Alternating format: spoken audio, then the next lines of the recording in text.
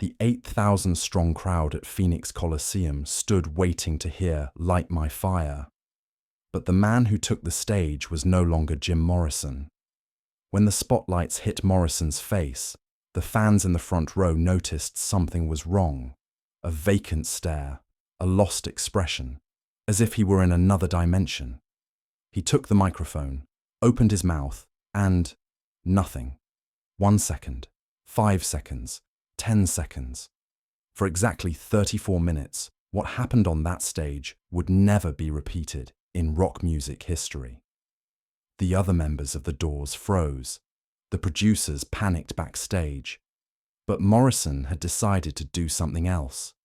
Turn the stage into a psychological confessional. What happened that night in Phoenix wasn't just forgotten lyrics.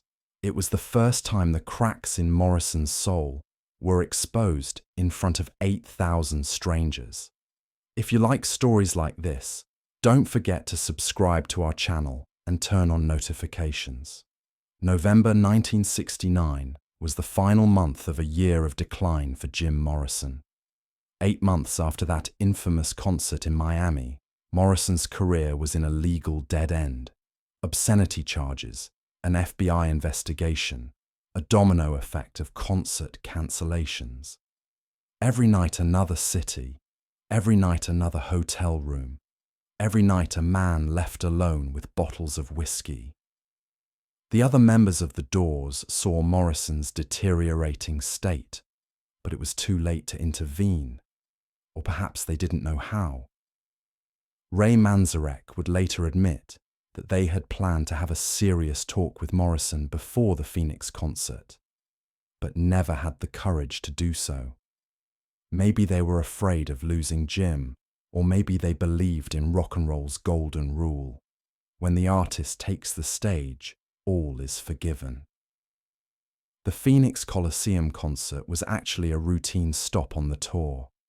Thousands of fans had bought tickets, radio stations had been advertising for weeks, and local newspapers had splashed headlines like, "The Lizard King is coming." No one knew they would witness one of the strangest moments in rock history that night. When Morrison arrived at the hotel, he emptied his room's minibar. 3 bottles of whiskey, 2 of vodka, 1 of gin. According to the room service waiter, Morrison told him, "Bring me everything that can make me forget."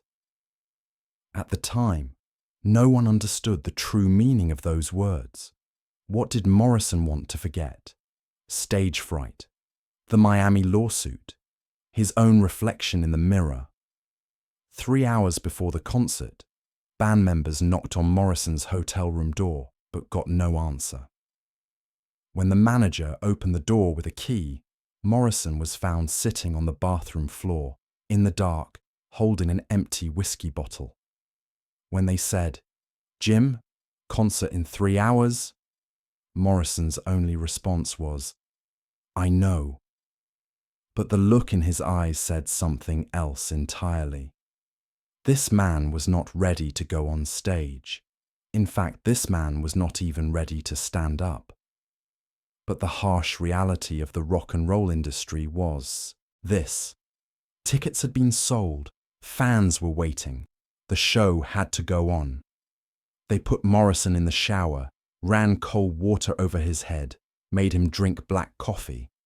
None of it worked. The man who was supposed to go on stage was still drunk, still lost, still in another dimension. Taking the stage and the great silence.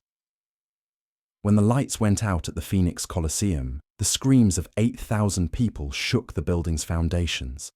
In 1969, a Doors concert wasn't just music, it was a ritual, a dark ceremony, being at the center of Morrison's shamanistic performance. While fans waited for Light My Fire, Morrison had collapsed into a chair backstage. When the stage manager said, "Jim, you're on for the second time," Morrison slowly got up. His leather pants normally clung to his body, but tonight they hung loosely. He had lost 15 pounds in 6 months. He staggered as he walked, needing a technician to hold him up. I'm fine, Morrison muttered, but no one believed him. Standing behind the stage curtain, Morrison could hear the crowd, but it sounded as if it were coming from far away. John Densmore was ready at the drums, Robbie Krieger had tuned his guitar, Ray Manzarek sat at the keyboard, looking at Morrison with concern. All three knew something was going to go wrong tonight. When the curtain opened, the spotlights hit Morrison's face, and in that moment, everyone saw it. This man was sick. This man was tired. This man didn't want to be here. A fan in the front row would later say in an interview with the local newspaper, "When I looked into Jim's eyes, I saw him, but he really wasn't there. It was like he was a ghost inside his own body." The band played the iconic opening melody of Light My Fire, Ray's familiar tremolo on the Vox organ, Robbie's guitar riffs, John's drum beats. 8,000 people stood up, hands in the air, everyone waiting for those first words. You know that it would be untrue. But Morrison just stared at the microphone. He opened his mouth, closed it, opened it again. No sound came out. 5 seconds passed. 10 seconds. The band kept playing, perhaps thinking Morrison was making a dramatic entrance. But 15 seconds later, Ray Manzarek slowed down the keyboard. 20 seconds later, Robbie cut the guitar. 30 seconds later, complete silence. Only the faint rhythm of the drums continued, because John Densmore didn't know what to do. Morrison held the microphone with both hands, as if he needed it to keep his balance. Then he did something that shocked 8,000 people. He laughed. But it wasn't a happy laugh. It was a hysterical laugh, a helpless laugh. "I forgot the words," he said into the microphone, his voice hoarse. A wave of nervous laughter rose from the crowd. The fans thought it was a joke. Morrison was always provocative, always pushing boundaries. This must be part of the performance. But then those who saw the look on Morrison's face understood. This was no joke. "I forgot who I am too," Morrison said, and this time no one laughed. The 34-minute confession. Morrison walked to the edge of the stage, the spotlight following him. He sat down on the floor, crossed his legs, and placed the microphone on his knee. As 8,000 people tried to figure out what was happening, Morrison began to speak. The first sentences were disjointed, vague. "You know, the thing about fame is, it's like drowning in a pool full of people and nobody sees you." The band members looked at each other. What was happening? The producer was shouting into the radio to the stage manager backstage. Get him off stage now." But the stage manager didn't know what to do. Were they going to forcibly remove Morrison from the stage? Drag a rock legend off in front of 8,000 people? Morrison's voice grew stronger. "They sold you a dream," he told the crowd. "The American dream. Work hard, be good, buy a house, have 2.5 kids, and die happy." Silence. Deep, heavy silence. But nobody told you the truth. That dream is a cage. A beautiful, comfortable cage. Some fans in the front rows had stood up to get a closer look at Morrison. They saw something in his eyes. Pain. Fear. Helplessness. This wasn't the Lizard King. This wasn't Mr. Mojo Rising. This was just Jim, a broken man. For the next 30 minutes, Morrison talked about his life, his fears, his failures. He talked about his father, that cold, disciplined, uniformed man. "My father was an admiral," Morrison said. "He commanded ships, he commanded men, but he never understood that his son wanted to command words, not weapons." There was no anger in his voice, only sadness. He talked about his mother, that quiet woman, the woman who was never strong enough. "She never protected me," he said, and his voice broke. A woman in the crowd began to cry. Then another. Then another. Morrison talked about alcohol. "You see this?" he said, pulling a bottle of whiskey from his coat pocket. "This is my best friend. This is my worst enemy. This is killing me and I can't stop." He opened the bottle, took a sip. The stage manager moved to intervene, but Ray Manzarek signaled him, "Don't." This was unstoppable. It shouldn't be stopped. Morrison was opening up, showing his soul to 8,000 strangers. "Every morning I wake up and I don't recognize the face in the mirror," Morrison continued. "I see this thing, this famous thing, this Lizard King thing. But where's Jim? Where did that kid from Venice Beach go? The one who wrote poetry on the sand and watched the sunset?" He spoke of death. "I'm 25 years old," he said. Actually, he wasn't 25, he was 26, but perhaps he didn't remember. "And I think about death every single day. Not because I want to die, but because I'm terrified of it.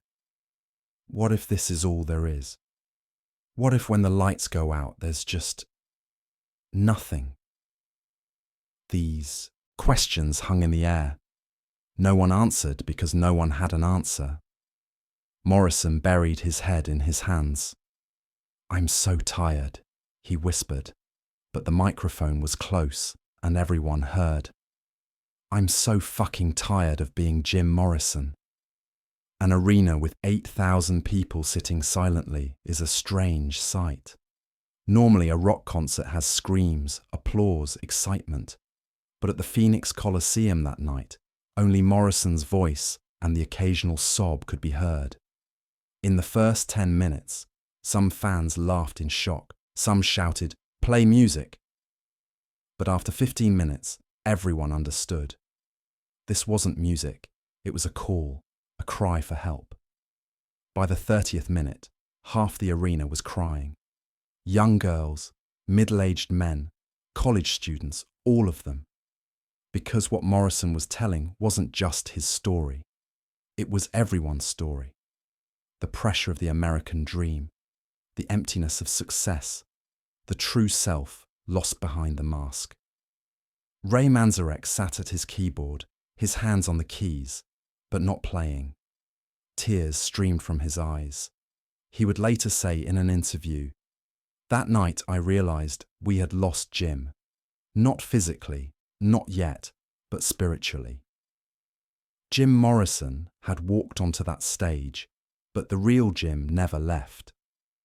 Robbie Krieger had put down his guitar, sat on the floor, his head resting on his knees.